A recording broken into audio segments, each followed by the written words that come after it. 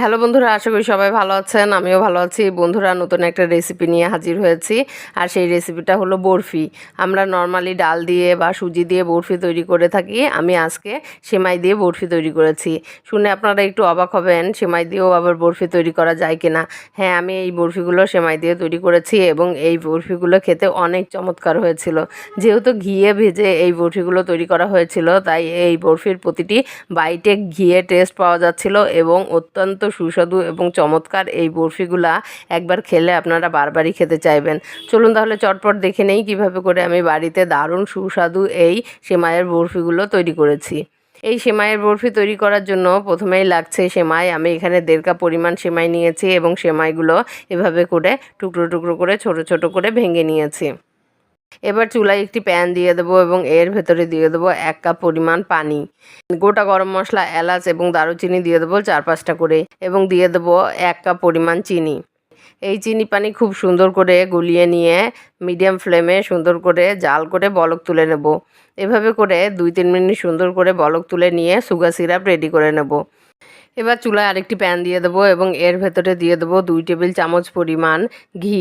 Frozen ঘি এভাবে করে সুন্দর করে নেড়েচেড়ে গলিয়ে নিয়ে এর ভেতরে রেডি করে রাখা সেমাই দিয়ে দেবো এবং এই সেমাই নেড়েচেড়ে সুন্দর করে একটু ভেজে নেব। এভাবে করে সুন্দর করে নেড়েচেড়ে 2-3 মিনিট সেমাই ভেজে নিয়ে এর ভেতরে দিয়ে দেবো কোরানো নারিকেল। আমি এখানে 2 টেবিল চামচ পরিমাণ কোরানো নারিকেল দিয়ে দিলাম। 10-12টি কিশমিশ দিয়ে দেবো এবং দিয়ে দেবো কাজু বাদাম 8-9টি। এই সকল উপকরণ দিয়ে সেমাইয়ের সঙ্গে আরেকটু নেড়েচেড়ে 2-3 মিনিট ভেজে নেব। এবার আমাদের রেডি করে রাখা সুগার সিরাপ দিয়ে দেবো। সুগার সিরাপের মশলাগুলো অবশ্যই ফেলে দিতে হবে। মশলা দিলে কিন্তু আমাদের বরফিটা খাওয়ার সময় মশলা দাঁতের নিচে পড়বে এবং দেখতেও খারাপ দেখা যাবে। তাই এভাবে করে সুগার সিরাপ তৈরি করে নিয়ে আমরা মশলাগুলো ছেঁকে নেব। প্রায় 1 কাপ পরিমাণ সুগার সিরাপ এই সেমাইয়ের ভেতর দিয়ে দেবো এবং সুন্দর করে মিডিয়াম ফ্লেমে জাল করতে থাকবো। যখন এভাবে করে নেড়েচেড়ে জাল করতে করতে পানি অনেকটা শুকিয়ে যাবে, তখন এর ভেতরে দিয়ে দেবো 8-9 টুকরা মোরব্বা। ছোট ছোট টুকরো করে কাটা 8 থেকে 9 টুকরা মোরব্বা দিয়ে দিলাম এবং দিয়ে দেবো অর্ধেক টেবিল চামচ পরিমাণ কেওড়া জল। এবার এই সকল উপকরণ খুব সুন্দর করে মিডিয়াম ফ্লেমে নেড়েচেড়ে একেবারে পানি শুকিয়ে নেব। যখন এভাবে করে নেড়েচেড়ে সেমাই একেবারে শুকিয়ে যাবে এবং সেমাইয়ের ভেতর কোনো প্রকার পানি থাকবে না এবং আঠালো ভাব হয়ে যাবে, তখন আমরা একটি ট্রের ভেতরে ঘি ছড়িয়ে দিয়ে এই সেমাই ট্রের ভেতর ঢেলে নেব। এবার এই গরম অবস্থাতেই সেমাই সুন্দর করে ট্রের ভেতর ছড়িয়ে নেব।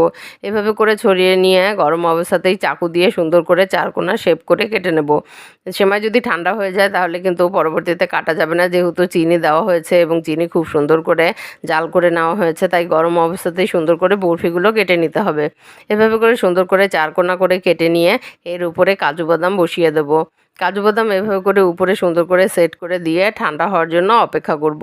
যখন ঠান্ডা হয়ে যাবে তখন আমরা এই বরফিগুলো সুন্দর করে তুলে নেব। এভাবে করে সুন্দর করে তুলে একটু গুছিয়ে পরিবেশন করব আমাদের দারুণ মজাদার এই সেমাইয়ের বরফি। এই সেমাইয়ের বরফিগুলো এত বেশি মজা হয়েছিল যে আপনারা যদি এটা তৈরি করে কাউকে খেতে দেন তাহলে সে কিন্তু আপনার প্রশংসায় মুগ্ধ হয়ে যাবে। সামনে ঈদে আপনারা অবশ্যই এই রেসিপিটা ট্রাই করতে পারেন এবং এই রেসিপিটা একবার করলে বারবারই করতে চাইবেন। আশা করি আপনাদের রেসিপিটা ভালো লেগেছে। ভালো লাগলে অবশ্যই বাসায় ট্রাই করবেন এবং কেমন হলো তা কমেন্ট করে জানাবেন। ধন্যবাদ।